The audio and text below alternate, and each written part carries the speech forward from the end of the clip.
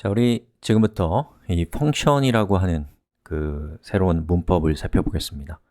여러분, 지금까지 이 펑션, 한국어로는 함수라고 하는 기능을 숱하게 사용해 왔어요.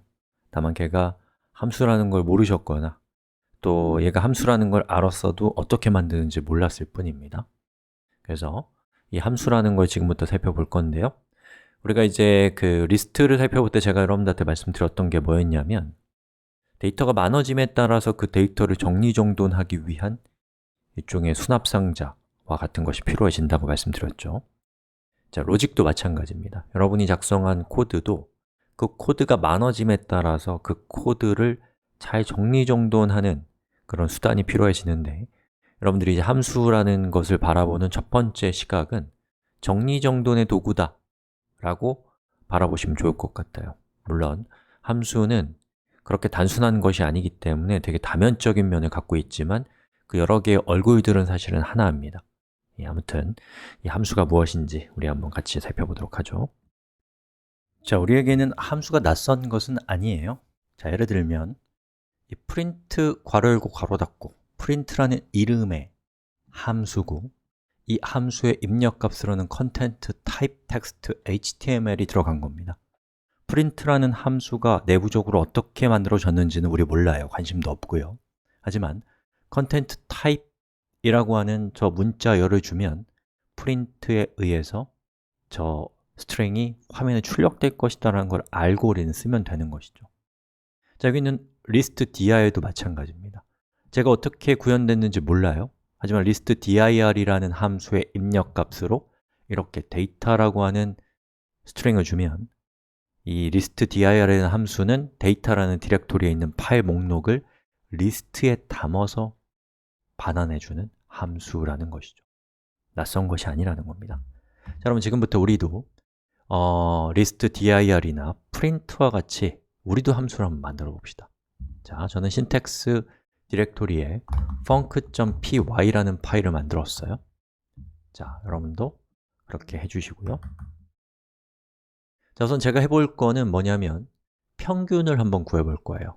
a는 1, b는 2, c는 3 이렇게 해서 평균을 구한다고 하면 우리는 s는 a 더하기 b 더하기 c라고 하고요. 그렇죠? 그 다음에 뭐 해야 돼요? r은 s 나누기 3 그리고 print r이라고 하면 우리는 평균값을 구할 수 있게 됩니다. 자, 실행해 봅시다. func.py 이렇게 돼요. 자, 이렇게 해도 되는데 그런데 이제 코드가 복잡해져서 상상해 보세요. 이 위에 코드가 1억 개가 있고요.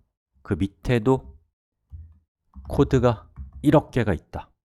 그럼 우리는 그 수많은 코드들 사이에 끼어 있는 얘들이 평균을 구하기 위한 코드라는 것을 파악하는 게 쉽지가 않습니다. 그리고 어디서부터 어디까지가 서로 연관된 코드인지도 알기가 힘들고 그리고 여기 있는 a라고 하는 변수를 1억, 2억 개나 되는 다른 코드 어딘가에서 쓰면 영향을 받는단 말이죠. 즉, 코드가 많아짐에 따라서 정리정돈의 필요성이 생기게 됩니다.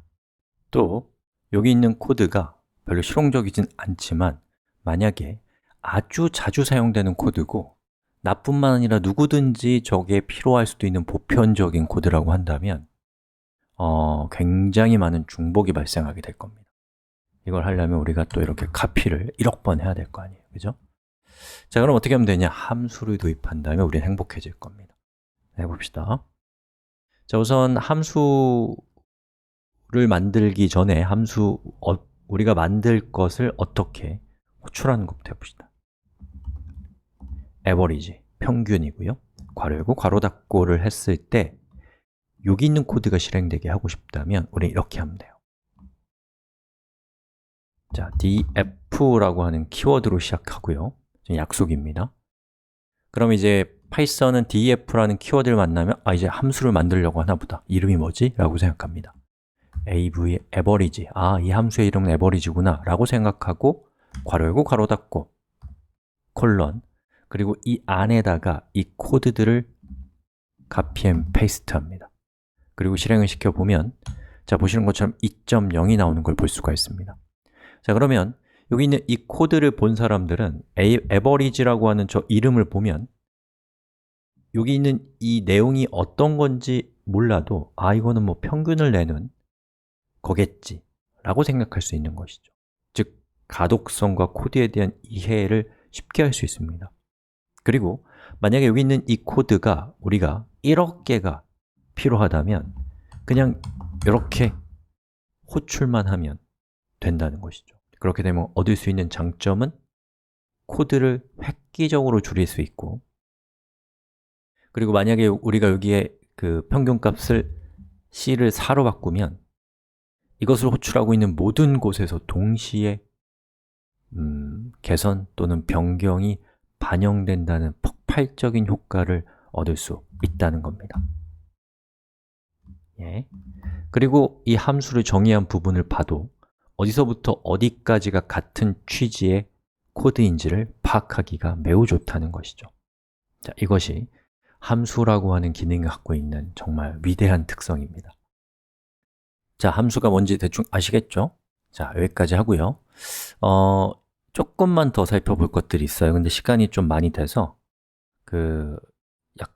영상을 좀 멈춰놓고 다음 시간에는 우리가 함수의 입력값과 출력값을 넣는 방법을 또 살펴보겠습니다.